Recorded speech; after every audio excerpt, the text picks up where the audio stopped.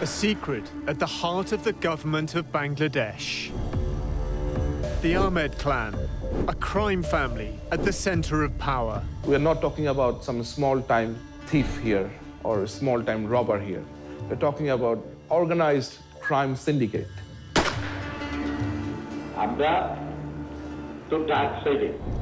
The clan includes 3 convicted killers, at least one who protected the Prime Minister, Sheikh Hasina. He was personal bodyguard.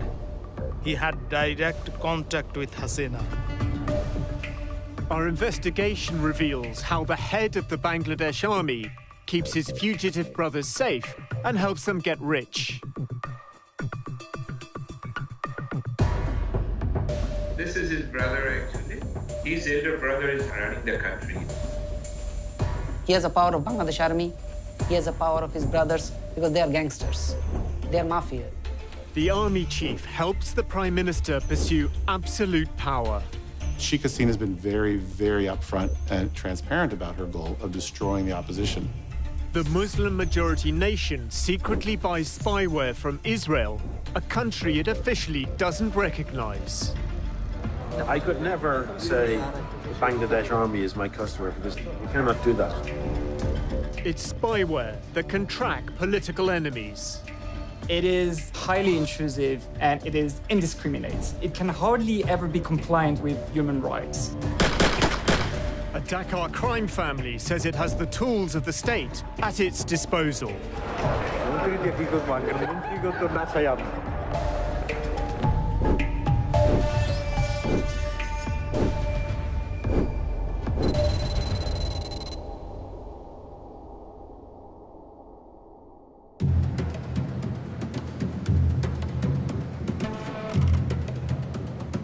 An international conference on disaster management is taking place in Singapore.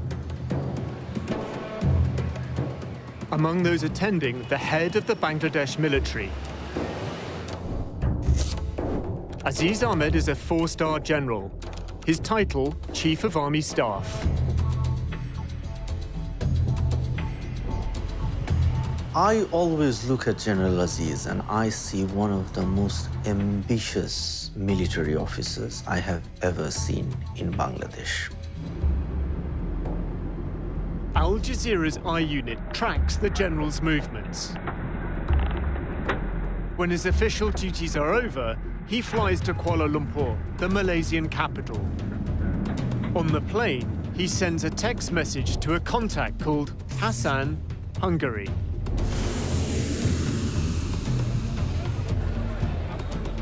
Waiting at the airport are 2 men, identified from police files. They are Aziz's brothers. One is the man Aziz referred to in his text, Hassan, Hungary. His real name, Haris Ahmed. He fled a murder conviction and now lives under a false identity. He calls himself Mohammed Hassan. Also waiting is the youngest of the Ahmed clan, Joseph. He served more than 20 years in jail for the same killing. There appears to be a last-minute change of plan. Instead of meeting his brothers in public, the general exits using a diplomatic channel.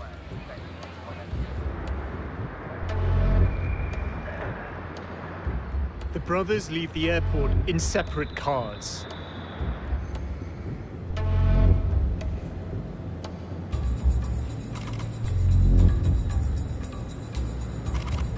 They regroup at a gated house in downtown Kuala Lumpur. Diplomatic cars from the Bangladesh High Commission are parked outside. Our surveillance team watches the property. The following day, the general returns with his younger brother, Joseph. Then another man emerges from behind the gates. General Aziz has led us to the oldest of the Ahmed clan, Anis. Anis Ahmed has been on the run since his conviction for the same murder as his brothers. He's built a prosperous life in his new homeland. Property records identify two owners of the house where the clan is staying, Anis Ahmed and Mohammed Hassan. That's Haris, the brother of Aziz. And this man is Anis Ahmed, the other brother. He's also absconding. Interestingly, he hasn't changed his name. The Ahmed clan sets off escorted by diplomatic cars. They head to the Bangladesh High Commission for the evening. At one time, they were a backstreet gang. Now, they are expanding their power in Bangladesh and increasing their wealth abroad. Aziz, the general. Anis, the fugitive we found in Malaysia. Joseph, jailed for 2 decades. And Haris, a killer on the run. The investigation moves to Hungary.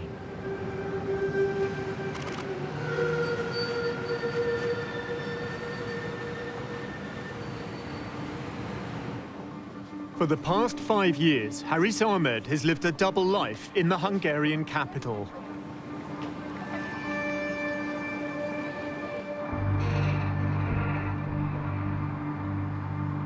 Haris is a very cold-blooded criminal. He is someone who would harm you if he doesn't like you. I got to understand that this person is not a very normal person. He is kind of a psychopath.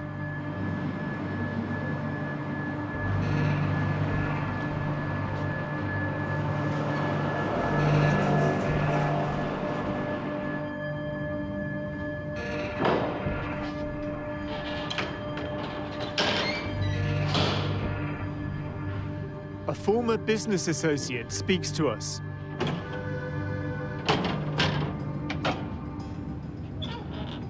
So it all started back in 2014, December.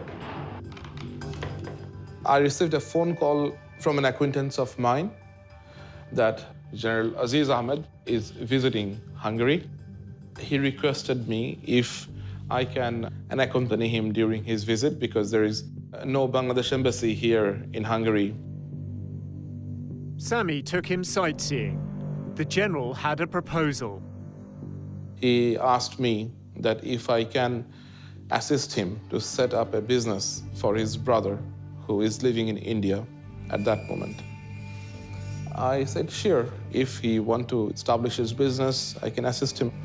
After leaving from Budapest, I received a mail from General Aziz where he asked what are the things involved to establish the business. I replied him what are with the detailed requirements of paperwork. Nothing of it raised any alarm to me. I have seen on all documents that his name is Mohammed Hassan, and I was not that curious to check or go through his documents. And as it comes from someone like General Aziz, there is no point that I would doubt any authenticity of his documents. We've obtained the fake documents used to build up Haris Ahmed's new identity. It includes a passport. It's signed by Kulsum, an official from the Department of Immigration and Passports. She was later charged as part of a criminal network involved in passport fraud. In order to get a fake passport, you need to get a fake national identity card. And in order to get a fake national identity card, you need to falsify a number of different documents, which could include a fake birth certificate, an education certificate, a marriage certificate. And in getting all of these documents, within Bangladesh, he's committing a host of different criminal offenses within the country. And then, of course, he then used that to get a passport, and that passport is a fake passport under a false name. And in flying under that passport, he would have committed offenses in all of the countries that he traveled to. The documents were sent from General Aziz's office. At the time, Aziz was head of the Border Guards Bangladesh, or BGB. Oh, this is really interesting. The witnesses on this document are Major Sujaul Haq, and Brigadier General Abul Hasnat. They're both in BGB, and they were both in BGB at the time when General Aziz was the head of BGB. So presumably, Aziz has managed to get these men to sign a document which is a forgery. Another BGB officer, Major Sami Rashid, sent this email with Aziz copied. It certifies a bank account held in Bangladesh by a Mohammed Hassan. A delivery note shows Major Rashid's role in shipping the fake documents. So in order to commit this fraud, to make it work, to get the signatures, to send it to Hungary, General Aziz has managed to make a variety of different senior military officers as accomplices.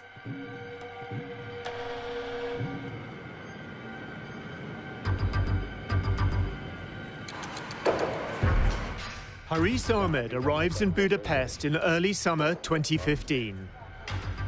Documents obtained by the I-Unit chart his efforts to build a new life under the direction of his brother, General Aziz. He sets up the Bay of Bengal Company. His wife, daughter and son-in-law are co-owners. The Bay of Bengal is an umbrella company covering a number of businesses. There is a clothes shop called Niveau Fashion. General Aziz inspects the family investment. But the shop closes after 6 months. Bay of Bengal purchases another company, Taylorville. Next, it opens a restaurant in the heart of the city. It shuts down after 5 months. There is a hostel business providing cheap accommodation.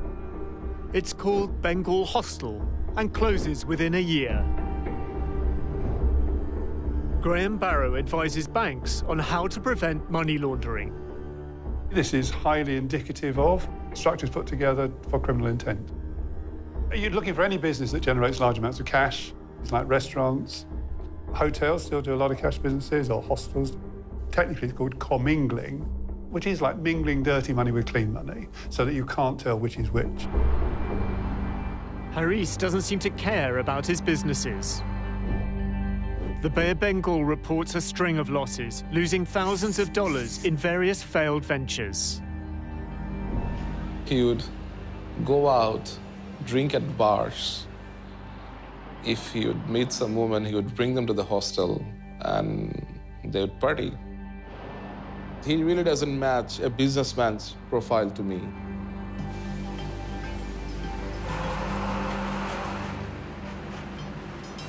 Sami discovers that Haris's financial interests lie elsewhere. Haris acts as a middleman who uses his connections to secure deals, especially official Bangladesh government contracts.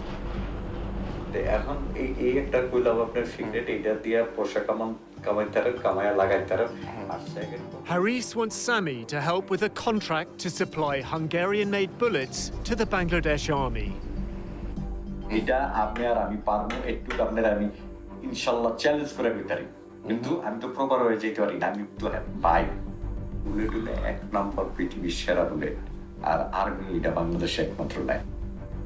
Haris wants to use Sami as a frontman. ওনার ভাই এই হিসাবে আমি আর্মিতে কোনো জায়গায় আমি শোবো না, আপনি শোইবেন। কাজের দরকার, আমাকে পয়সার দরকার। আমার শো দরকার কি আমি ওইখানে আপনার লগে যে বইয়া থাকবো, আমি কে পরিচয় দিবেন না। না দেখেন নাকি আমি পয়সা দিই আপনারা, আপনি খাইবেন আমি খাবো, এটা তো আর অটোমেটিক, এখানে তো আর অন্য কিছু না, এখানে ডাইরেক্ট চলে যাবো পয়সা। Haris finds out that a deal for military supplies to Bangladesh is taking place without his knowledge. He plans to stop it. Okay.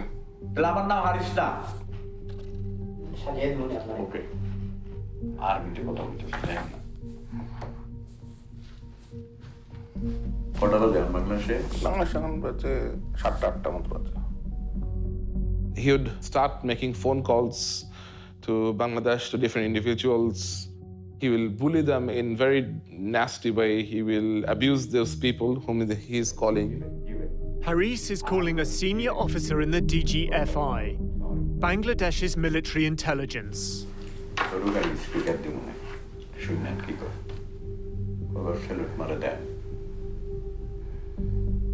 ভাই আসসালামু আলাইকুম ওই যে আপনারা বলছিলাম না যে ইউরোপের কিছু ইটে হইলে তারপরে হাঙ্গেরির আর একটু ভিড়ে দেন নামটা খালি বাকিটা আমি দেখি একটু দেখেন ঠিক আছে ভাই আমি একটা রেফারেন্স পাঠাইতাছি আমি একটা কাগজ পাঠাইতাছি যেটা হাঙ্গেরির থেকে চেষ্টা করতেছে এটা একটু দেখেন ঠিক আছে ভাই ওকে ভাই Haris tells Sami more about his business operation.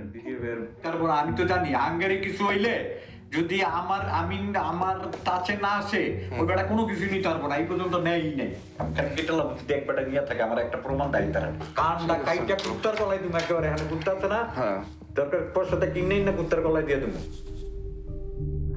Haris says his role as a middleman is sanctioned by the Prime Minister, Sheikh Hasina.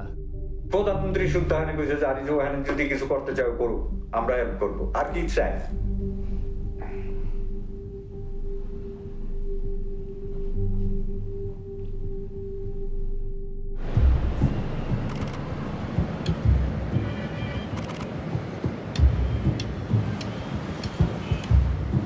The destiny of the Ahmed clan has long been entwined with the story of Prime Minister Sheikh Hasina. She is the eldest daughter of Sheikh Mujibur Rahman, who founded Bangladesh as an independent nation in 1971. The country faces the aftermath of war. There is poverty and starvation. Law and order break down. As the crisis escalates, Sheikh Mujib abolishes opposition parties.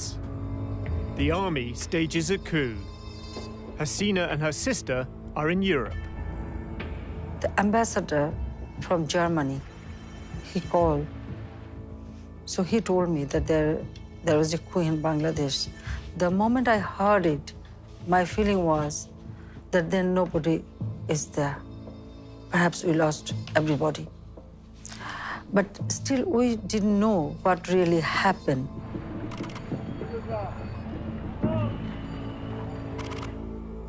Army officers enter Sheikh Mujib's home. He is murdered along with 13 family members, including his 10-year-old son. The murder of Sheikh Mujib and his family was one of the most brutal episodes in the history of Bangladesh. The murderers even did not spare his little son. A large part of Sheikh Hasina's politics is shaped by her quest for justice, by her mission to avenge the killings. Less than 2 kilometers from where Sheikh Mujib is murdered, the Ahmed family lives in a sprawling district called Mohammadpur. Aziz is the second of 5 boys and a young teenager at the time. They would grown up in a very poor condition. Iqbal knew the family. He asked us to conceal his identity. His father had a low-level job, and whatever he earned, they couldn't run their family. Growing up amongst poverty and political strife, the 5 young Ahmed brothers form a close-knit bond. But Aziz stands out. In 1981, he joins the Bangladesh Army. The other 4, Anis, Haris, Joseph, and another brother, Tipu, they turn to crime. They were extorting money. They were doing kidnapping. They became a gang. It started from very small. Then they started killing people. They had a specific area in Dhaka around Mohammadpur, which they controlled, which they sort of divided amongst themselves with other crime bosses of Dhaka city. And they would go and extort businesses, and they ruled over that area as if it was their personal fiefdoms. These are criminals that we're talking about. They are killers who have caused significant amount of damage to human life. While living in exile in India, Sheikh Hasina becomes leader of the Awami League, the party her father had led. In 1981, she returns to Bangladesh. I started to mobilize people. The then government tried to prevent me so that I shouldn't come back. But I decided to accept it and come back to work for democracy. The military is now running the country, and several times Hasina is placed under house arrest. There are attacks on her life. The I Unit has obtained covertly recorded phone calls of General Aziz speaking to a colleague. The conversations took place in 2020. Aziz describes how his brothers protected the leaders of Sheikh Hasina's party, the Awami League. যখন হলো আওয়ামী লীগ ওই জাতীয় পার্টির সময় যখন হলো সবচেয়ে খারাপ সময় যাচ্ছিল, যখন তারা তাদের কেন্দ্রীয় অফিসে বসতে পারতো না, তখন কিন্তু my brothers they were the main strength of this party. কেন্দ্রীয় নেতারা এসে আমার ছোট ভাইয়ের অফিসে বসে তারা হলো পার্টির হলো প্রোগ্রাম এখান থেকে অ্যানাউন্স করতো তারা, কারণ অন্য জায়গায় তারা নিরাপদ মনে করতো না, তো তারা ছিল ইয়াতে। The clan is feared, but also faces vengeance. One brother, Tipu, is murdered. Tipu, he was a very renowned gangster, very sharpshooter, very intelligent. Among the brothers, he was the most intelligent person. It was a time when politicians and the street gangs needed each other. These kinds of gangs, they were involved in extortion, petty street crimes, extracting money from businessmen. But they also acted as muscle for politicians when required.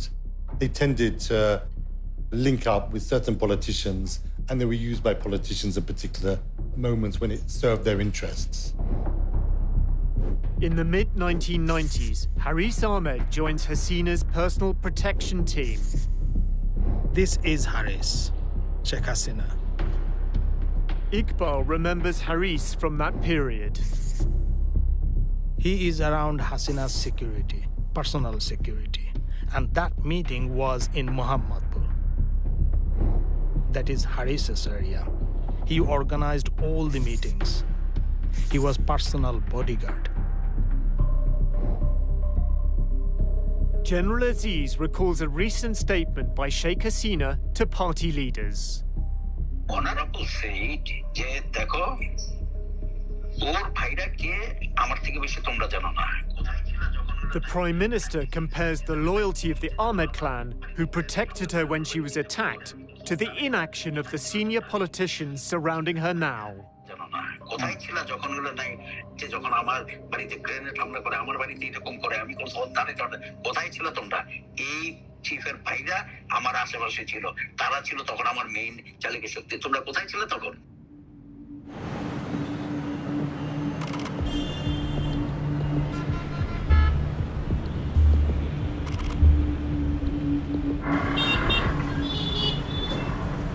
A murder on a busy street in Mohammedpur will define the Ahmed clan's future. Mustafa Rahman is said to be from a rival political party, one linked to the killing of Sheikh Hasina's family. Mustafa and two colleagues are surrounded.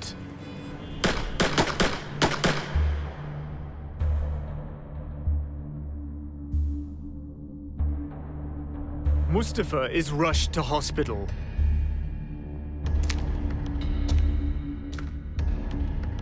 He gives a witness statement to a magistrate. Joseph, Haris, and Anis have shot me. Harish shot me with a licensed gun. Joseph took the pistol from my waist and shot me in the stomach with it.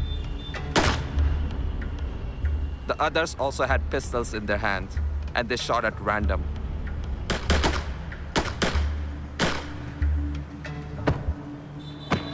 I was shot 9 times. 5 days later, he dies. With his testimony, he becomes the key witness at his own murder trial.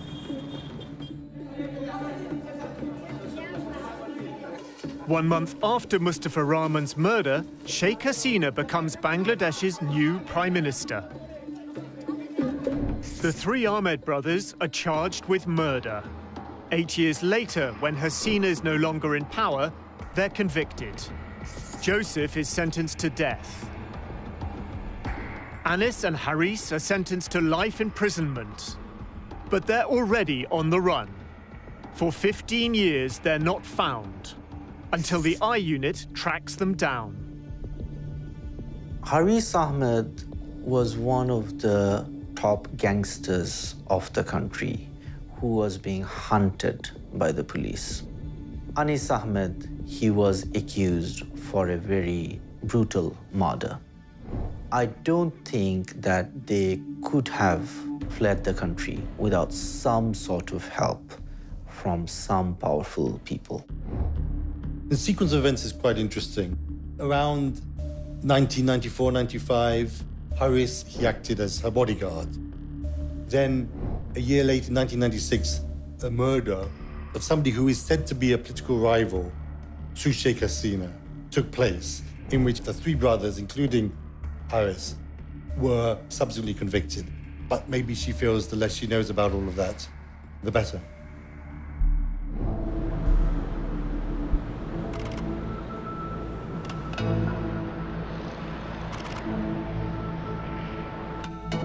Sami discovers that his business partner, Haris Ahmed, is a wanted murderer on an Interpol Red Notice list.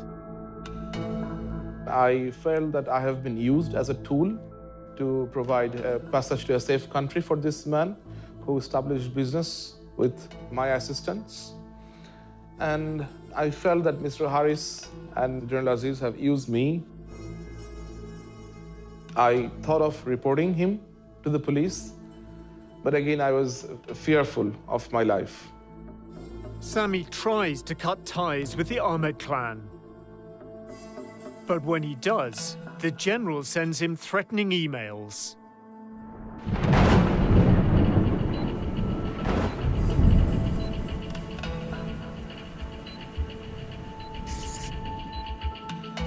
General Aziz became very violent with his words.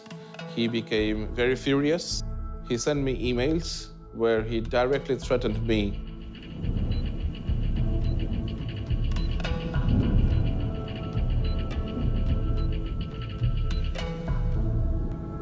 And he said that if his brother has to return to Bangladesh, then people responsible will regret their life. General Aziz keeps trying to draw Sami into his web. He's moving his money out of Bangladesh for life after the military. He wants to find businesses to invest his money in.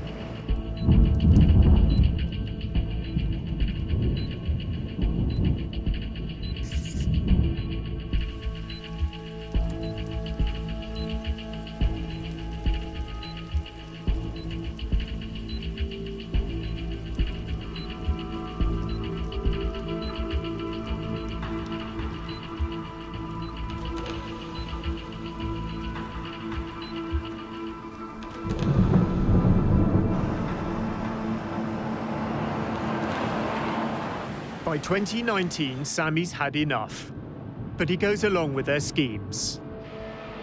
Except now, he's working with the I Unit.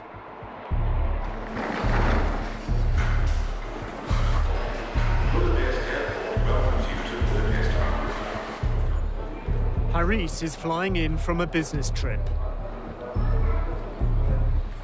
Assalamu alaikum. হ্যাঁ ভালো আছেন এই যে mister Rahman আমি Canada Rahman from Canada. Haris arrives with Mohammed Rahman, a financial advisor from Canada. Rahman runs an immigration service that helps wealthy Bangladeshis acquire residency abroad. Haris's assistant is with the team.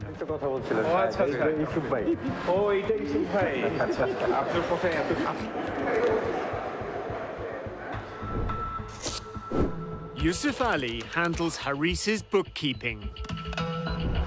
কোথায় গেলেন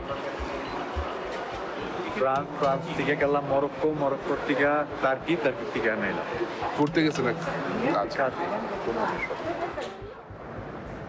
The discussion turns to Haris's political influence in Bangladesh. His associates know Haris has connections to the Prime Minister. আপনি মন্ত্রী হবেন কবে আপনি মন্ত্রী হবেন কবে মন্ত্রীকে কি করবো মন্ত্রী তো না চাই আপনি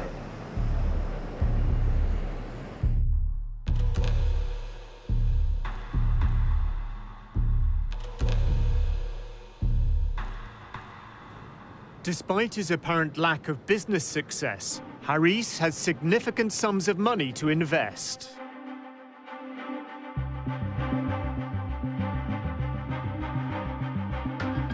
Haris and Rahman want to buy a hotel. Sami is showing them around. How many rooms you have? 66 rooms. এটা কত টাকা চাই এটা 7.2 million euro. 7.2 million বাংলা কত টাকা ওই হোটেলটা more viable than this one. The Bay of Bengal, the umbrella company for Haris's investments, has an office in this building.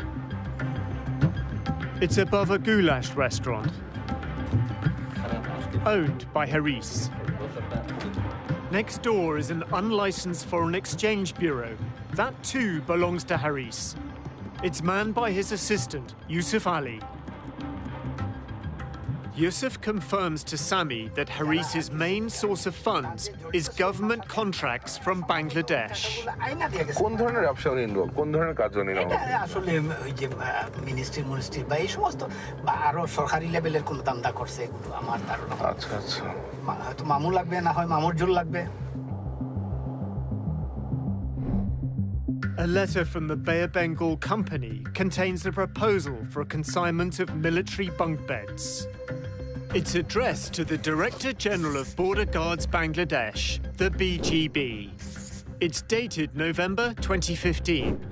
The Director General of the BGB is Haris's brother, Aziz. Patronage appears to provide Haris with ample earning opportunities. গত ইলেকশনে তো আমার সামনে দেখছি কতজনে দান্দা ওনারে যে বলছে ভাই আমার একটা নমিনেশন দিয়ে দেন আমি 5 কোটি টাকা দেব Seriously? Yusuf says that Haris acts as a middleman and fixes army contracts for the right price. তো হাসান মিয়া এগুলো ইচ্ছা করলে মানে ব্যক্তিগতভাবে কিছুটা আমি ক্লিয়ারলি বলতে পারবো না কি 2-4 কোটি টাকা এই 2-4 কোটি না 30-40 কোটি টাকা মিনিমাম কামাই নিছে কয়েকদিনে 30-40 কোটি টাকা Oh. The I unit obtains evidence that Haris Ahmed is establishing an investment portfolio outside of Hungary.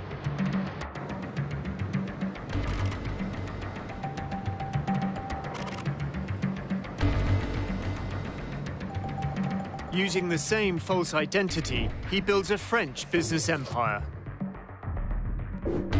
In 2018, he buys a stake in a company which deals in computers and IT. The company has 2 registered offices. One on the outskirts of Paris sells mobile phones and offers international money transfer services. The pace picks up in 2019. In the space of just 7 months, Haris buys stakes in 4 more companies. In April, he found Snigdha, which owns a fast food outlet. Then in May, he buys a stake in a retail company called TPTY. He sells it shortly after. This pattern and style of doing business is not inconsistent with money laundering. The construction of companies, company types, jurisdictions, bank accounts, the whole range of activities that he has been involved in are entirely consistent with schemes put together to funnel criminal funds through the system in order to make them look legitimate. There is absolutely the ability to hide in plain sight, so the busier the financial centre, the easier it is to lose a bit of dirty money in it. In June 2019, he registers the Bay of Bengal in France, which owns an Indian restaurant.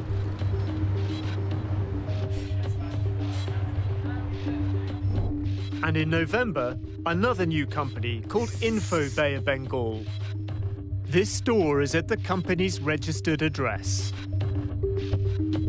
He's connected to 3 properties in the Paris suburbs, including one with an estimated value of nearly $500,000. Corporate filings reveal a buying spree by Haris, who's moving money into France under his fake European Union residency. It's introducing the money into the system, layering, moving that money between lots of different companies and countries, and then integration, putting it back into the real economy. Well, what better place to put it back into than property? It is the traditional home of dirty money.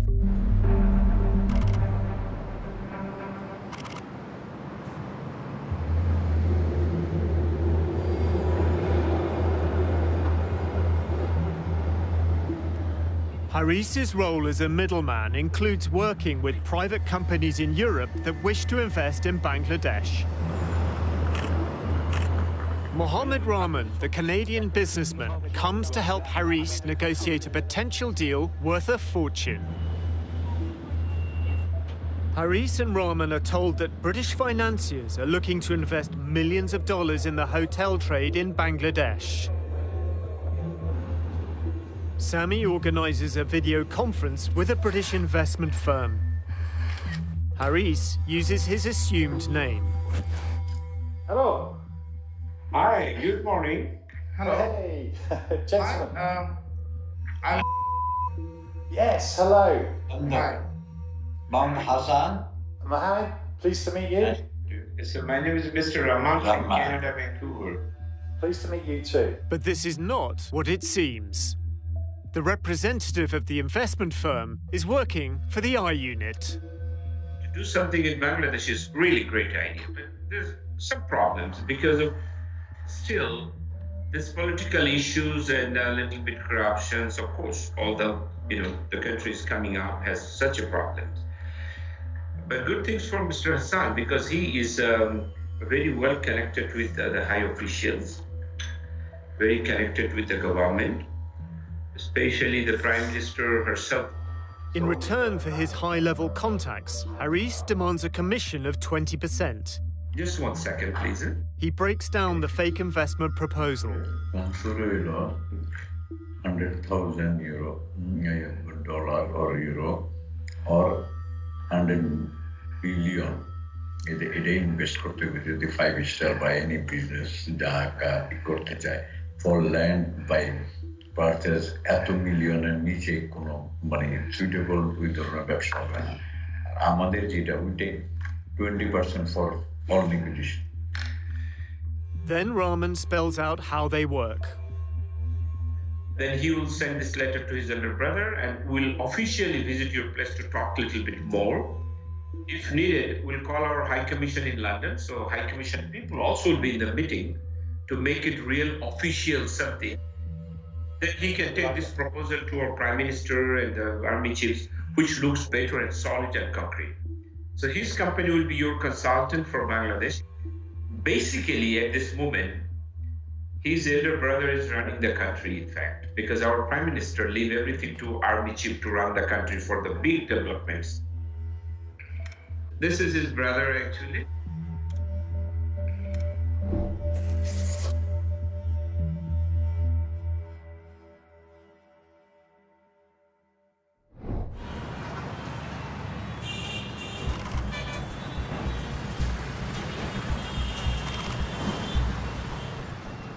Sheikh Hasina must call an election. A year earlier, she'd appointed Aziz head of Border Guards Bangladesh. As her Awami League government faces election defeat, the BGB becomes involved in overseeing the vote. Aziz was head of the BGB. His role was to quieten the opposition, prevent them taking control of the streets, preventing them being a political force which the government couldn't deal with. He was very proud of that, and he said that he was the one who handed those elections to Sheikh Hasina. And it was a very crucial moment. It was very possible at that time that the Awami League government could have fallen. A few years later, Sheikh Hasina visits Aziz to discuss his future. The general believes his loyalty is about to be rewarded. আমাকে মহামান্য বলেছে, মহামান্য নিজে বলেছে আমাকে, বলে যে আলী সাহেব আপনারটা কি মাননীয় প্রধানমন্ত্রী এসে আমার সাথে তখন যখন কথা বলছে বলে যে না আমি চিন্তা করছি there is no other alternative but ইয়াতে এটা. For the general's career to advance, his brother's murder convictions would need to be dealt with. এবং এই যে আপনার ভাইদের অন্যান্যদেরকে জিনিস করছে এটা কিন্তু ওনার পরিকল্পনা অনুযায়ী এই ধরনের যে তার এটা হওয়ার আগে তাদের এগুলো সব ক্লিয়ার করতে হবে আমাকে নিজে হলো উনি আমার সাথে আলোচনা করে গেছেন. The plan includes getting Aziz's youngest brother out of jail. Joseph had already had his death sentence commuted to life in prison. For 11 years, he'd been on death row. আর ভাইরে কিন্তু চলে যেতে পারতো না, এমন না যে অন্য পার্টি থেকে হলো তাদেরকে তখন বলে নাই এই চলে আসো, কিন্তু ওরা তো বেইমানি করে নাই, ওরা তো রাজি হয়নি কখনো, ওই রক্ত নাই গেলে বেইমানি করে. In 2018, on the advice of the Prime Minister, Joseph is granted a presidential pardon. Tasneem Khalil is told about the pardon by a source in the military. I was a bit surprised that why this army person is talking to me about a top criminal getting a pardon, because I did not make that connection instantly. And then he started laughing. And then he said, you realize one cannot become the chief of the army when his brother is in prison on murder charges. A month later, General Aziz Ahmed becomes army chief. I mean, that's when I realized, okay, he's talking about General Aziz, and this is not really about Joseph, the criminal, but it is about Aziz, the general. It's pretty extraordinary. Sheikh Hasina thought that General Aziz was an appropriate person to appoint as Chief of Army Staff. So you have to ask, why was she so willing to take that risk?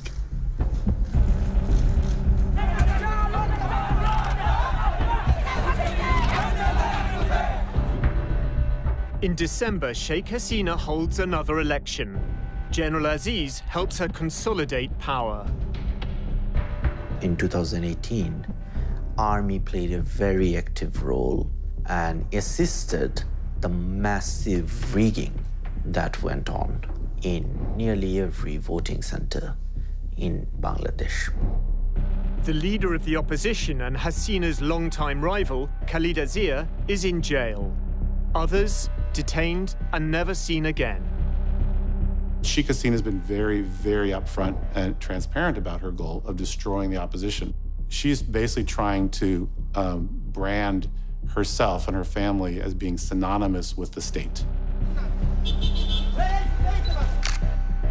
The opposition has been significantly repressed. They can barely function as an opposition. The law enforcement authorities have been able to act with tremendous impunity in relationship to extrajudicial killings and enforced disappearances, which have to some extent become systemic now within the whole way in which the country operates.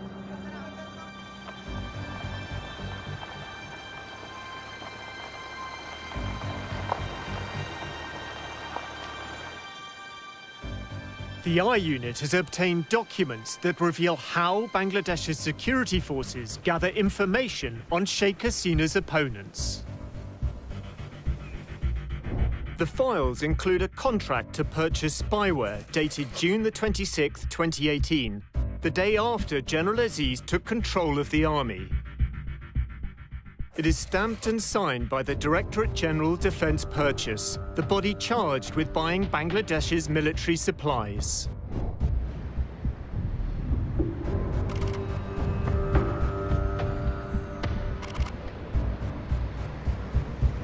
In February 2019, I was contacted by a friend of mine who was serving with the DGFI. A group of 4 Bangladeshi officers are visiting Budapest for some official reason. The officers are from Bangladesh's military intelligence service. I invited them for dinner. They said they will have 3 more guests with them. The 3 additional guests include 2 Israelis and an Irish national. But the 2 Israelis, who are intelligence experts, decide not to attend dinner. Only the Irishman gets out. The Bangladeshi officers introduced me to the guy, and he introduced himself as a contractor for some surveillance equipment company. I heard them discussing about purchasing this spyware, this device that they can basically conduct surveillance on general people's mobile phone. The contractor said that no way that people in Bangladesh should know that this product comes from Israel. And that is when I decided to turn on my recorder.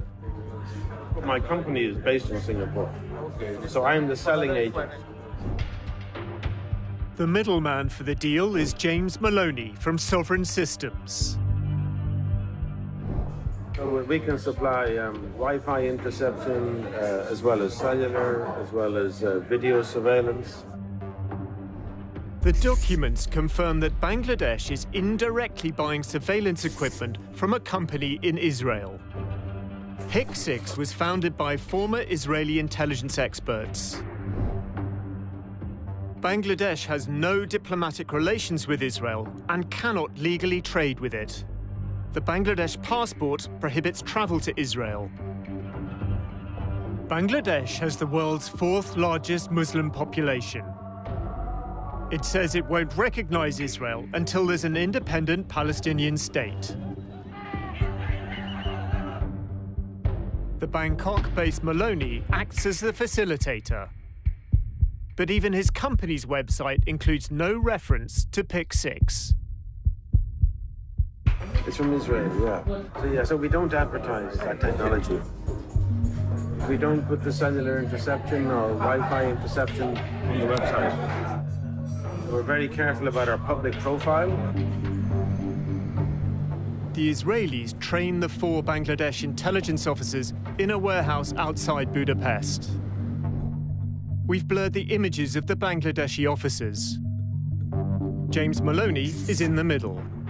We've been unable to identify the 2 Israeli intelligence experts.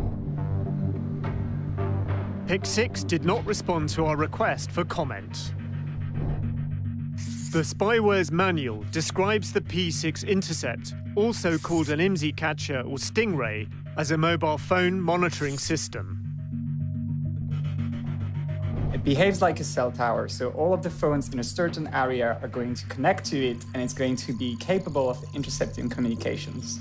Everything you're doing on your phone, text messages, phone call, but also the website you visit, are going to be intercepted. Up to 200 or 300 mobile phones can be connected to it simultaneously. The specific model is also capable of interfering with the communications.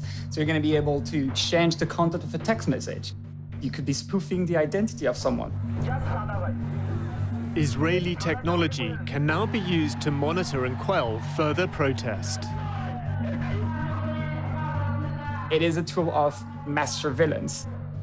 The sort of use we've seen is to kind of identify groups of people and to determine the networks that exist. So you know there's one person who's going to be there.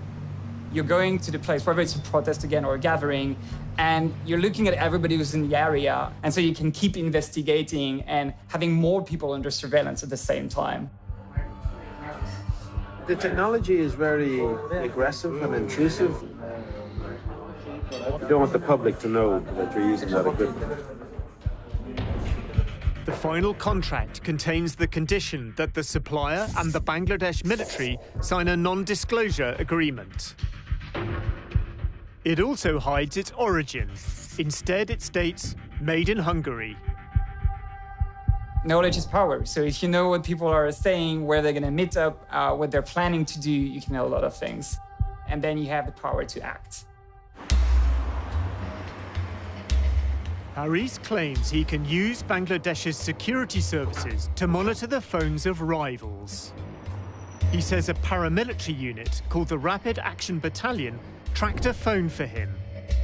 The head of RAB at the time is Benazir Ahmed, here with Haris's brother Joseph after his release from prison.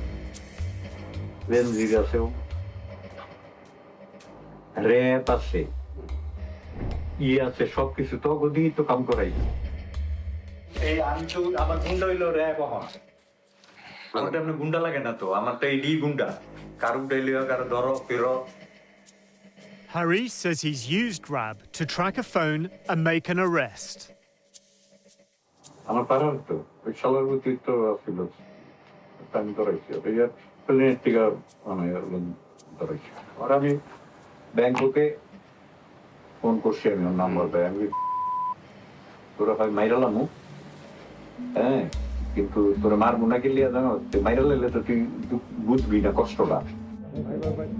Salim Prodhan was convicted of gambling offences and jailed for 6 months.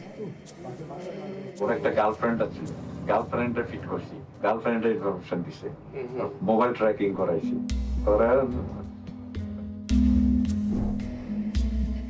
In April 2020, Benazir Ahmed moves from RAB to become the most powerful policeman in Bangladesh. ওরা কাজ করে আমরা গুন্ডা আছে police আছে পুলিশই তো আমরা গুন্ডা গুন্ডার লাগে না তো গুন্ডা হন পুলিশ যার পুলিশ লাইন আছে যার প্রশাসন আছে হেই হন গুন্ডা Haris prefers not to attract attention by directly involving his brother.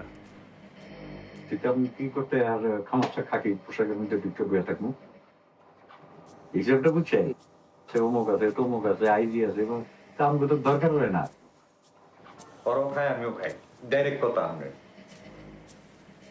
He says he's involved in a network of corruption, placing policemen in jobs that earn bribes and paying a cut to their superiors.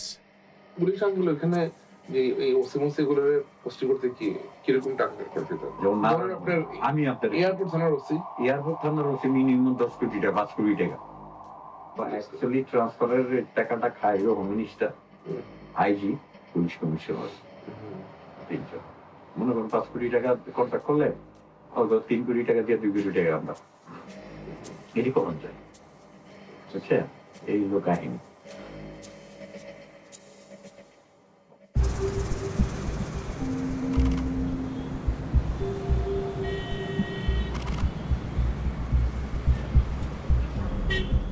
In Mohammadpur, the district where the Ahmed clan grew up, there's further evidence the brothers are using the Rapid Action Battalion to serve their own ends. A local politician, Mizan Rahman, is arrested. Although he's in Sheikh Hasina's party, the Awami League, he's also the brother of Mustafa Rahman, the man murdered by Haris, Joseph, and Anis. I heard the bullet. It's really very shocking news for us. And I didn't know why. Mahdi was a boy when his uncle was murdered. It's a very terrible moment. It's a brutal murder. He now lives abroad. He says General Aziz is using RAB to punish his family. It was his uncle's testimony that sent Joseph to prison, and Haris and Anis on the run. Most of the people who is involving in RAB, like Lieutenant Colonel or Colonel, they are really close to General Aziz. If General Aziz said, yeah, okay, do it, so that they can do it, because they had the command of General Aziz. people in Bangladesh are scared to death of RAB. If RAB is after them, they will run away. And we've seen many cases of human rights activists, women's rights activists, even internal critics inside the Awami League who have fled the country because they heard RAB was going to come knocking at their door. He has the power of Bangladesh Army. He has the power of his brothers because they are gangsters. They are mafia.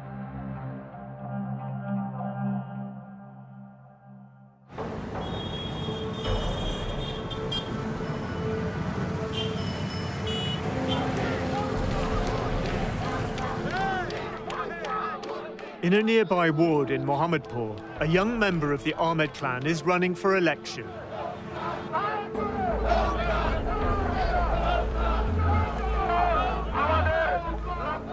Asif Ahmed is the nephew of General Aziz and son of Anis, who lives in Kuala Lumpur. In January 2020, Asif launches his political career.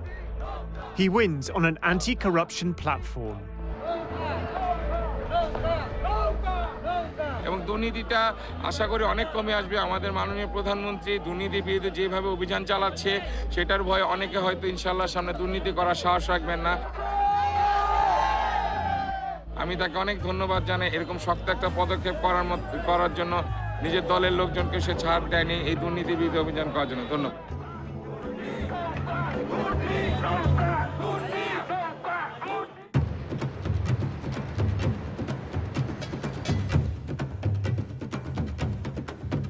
At the grounds of the Army's national headquarters in Dhaka, a high society wedding. The groom, dressed in gold, is General Aziz Ahmed's eldest son. I didn't expect him to be dancing quite like that. Well, that's Aziz. That is Haris. Haris is absconding for murder, and here he is at a big society wedding with the Chief of Army Staff there. As well as Haris, Anis is visiting from Malaysia. This is jaw-dropping stuff. Like, these are gangsters wanted by Bangladesh police officially, and they're attending a wedding, and the army chief is right there. They're partying, really. The country's senior military officers, political elite, and foreign dignitaries are in attendance. And the youngest of the brothers, Joseph, convicted of murder but pardoned, is also here. Oh, wow, that's Bangladesh's president. The pardon came from the president, Mohammed Abdul Hamid. The president of Bangladesh is at a wedding with these two absconding criminals and who should be arrested. Anis's son is also celebrating. He's the emerging politician campaigning on an anti-corruption ticket.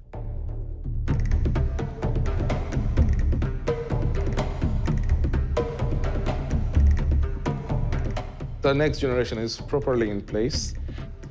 If the same regime continues, we can see that the second generation of these people would take place and turn Bangladesh into an absolute mafia state.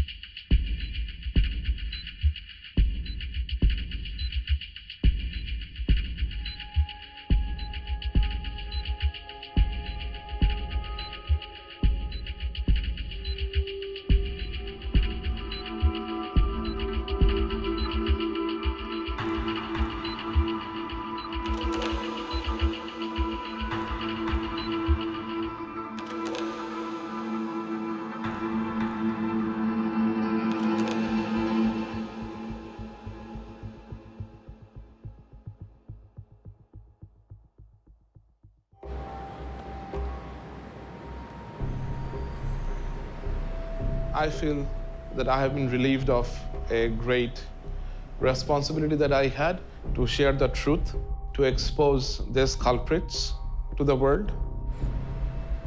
And of course, I am fearful. I feel afraid. I am feeling scared that they will come after me.